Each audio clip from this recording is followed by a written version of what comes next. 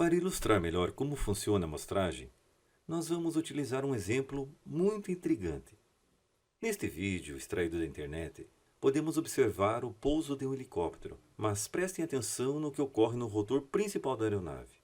Será que realmente esse helicóptero está manobrando para pouso com o rotor parado? Mas como isso é possível? Como explicar esse fenômeno?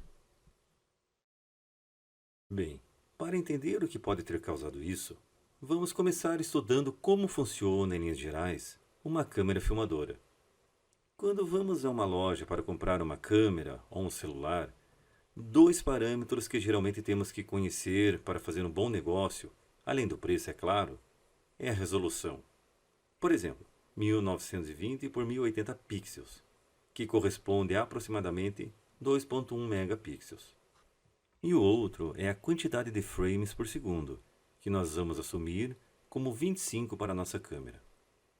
Na verdade, essa quantidade de frames por segundo significa que a filmadora possui a capacidade de gravar vídeos com uma velocidade de 25 quadros por segundo, e que corresponde a uma frequência de amostragem de 25 Hz. Cada quadro desses pode ser entendido como sendo uma foto, registrando uma posição instantânea do objeto sendo filmado. Desta forma, quando essas fotos são organizadas em sequência e passadas a uma certa velocidade, o nosso olho enxerga o movimento do objeto. Antigamente, os filmes eram gravados em fitas magnéticas, onde era possível observar a olho nu cada frame, ou quadro. Estas fitas eram fornecidas em rolos, que, quando eram inseridos em um projetor, a sequência de quadros era passada em uma certa velocidade, que em geral era acima de 20 frames por segundo, para projetar o filme, causando a impressão de movimento na tela. Bem, agora vamos supor que usamos a nossa câmera, cuja velocidade é de 25 frames por segundo, para filmar o rotor do helicóptero, operando uma rotação de apenas 60 RPM, que corresponde a 1 Hz, ou a 1 frame por segundo. Mas antes de analisar essa situação, apresentaremos um conceito fundamental, que é conhecido como Teorema de Nyquist. De acordo com essa teoria, para garantirmos que a aquisição de dados seja feita com segurança, preservando o conteúdo em frequência do sinal, é necessário que a frequência de amostragem seja maior do que 2 vezes a frequência máxima que compõe esse sinal. Em coletores de dados, essa frequência de amostragem geralmente está acima de 2,56 vezes a frequência do corte do filtro anti-aliasing. Como o filme não deixa de ser um tipo de sinal, o teorema de Nyquist também é válido, sendo que a nossa frequência de amostragem nada mais é do que a quantidade de frames por segundo, e a máxima frequência do sinal, no nosso caso, é a velocidade de rotação do rotor do helicóptero, medida em Hz. Após estudarmos a teoria, vamos ver como ficou a nossa filmagem do rotor operando a 1 Hz, ou 1 frame por segundo. Como podemos observar, o vídeo parece representar a realidade, mas para ter certeza, vamos conferir se o critério foi atendido.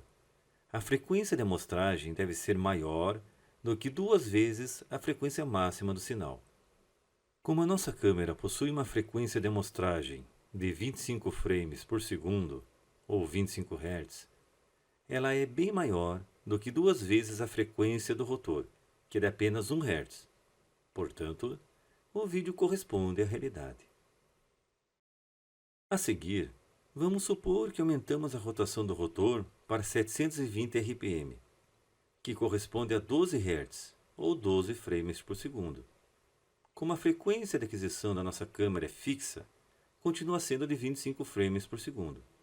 Como esse valor ainda é maior do que o dobro da frequência de rotação do rotor, que totaliza 24 frames por segundo, o vídeo produzido pode ser considerado satisfatório.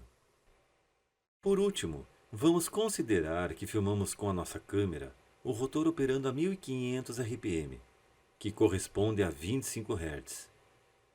Nesta situação, o rotor aparece praticamente parado no vídeo.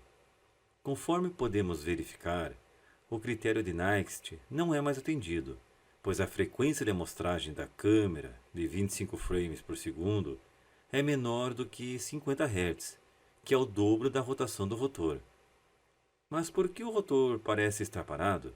Na verdade, o que acontece é que a velocidade de rotação, neste caso, é tão alta em relação à velocidade da filmadora que o intervalo de tempo que a câmera leva para registrar dois quadros consecutivos é suficiente para que o rotor percorra uma volta completa. Por isso, todos os frames gravados por essa câmera mostrarão o rotor praticamente na mesma posição, produzindo um vídeo enganoso que não corresponde à realidade. Esse fenômeno é conhecido como aliasing, ou mascaramento em português.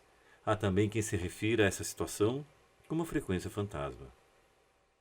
Agora que já compreendemos o erro de aliasing, vamos analisar com um olhar técnico o vídeo do helicóptero fantasma. Bem, em helicóptero sabemos que a força de sustentação necessária para o voo é gerada a partir da rotação do rotor principal. Desta forma, é impossível que a aeronave manobre no ar com o rotor principal em repouso.